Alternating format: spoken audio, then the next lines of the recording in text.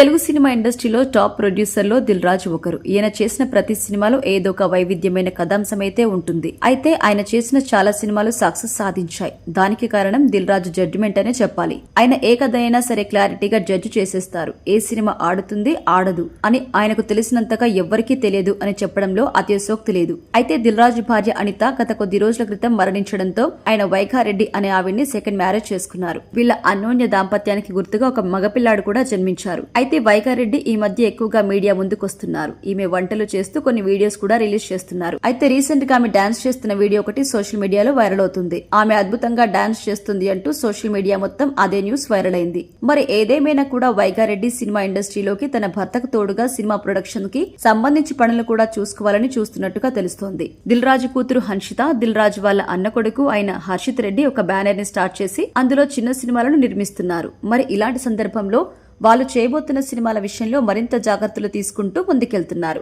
మొత్తానికైతే Dil Raju sir Venkateswara creations మీద పెద్ద సినిమాలు ప్రొడ్యూస్ చేస్తుంటే సినిమాలను హ్యాండిల్ చేసే బాధ్యతను హన్సిక, హర్షిత్లకి ఇచ్చినట్టుగా తెలుస్తుంది. మరేదేమైనా కూడా ఇక మీదట వీళ్ళు బ్యానర్ లో వచ్చే సినిమాలను మంచి విజయం సాధించాలని ఆయన ఫ్యాన్స్ అయితే కోరుకుంటున్నారు. అయితే రీసెంట్ గా నితిన్ హీరోగా వచ్చిన తమ్ముడు సినిమా విజయం సాధించకపోవడంతో దిల్ రాజు కొంతవరకు డల్ అయ్యారు. రాబోయే సినిమాలతో మంచి విజయాలు సాధించి ఆయనకంటూ ఒక ఐడెంటిటీ క్రియేట్ చేసుకోవడం లక్ష్యంగా పెట్టుకుని లోకి దిగుతున్నట్టుగా తెలుస్తోంది.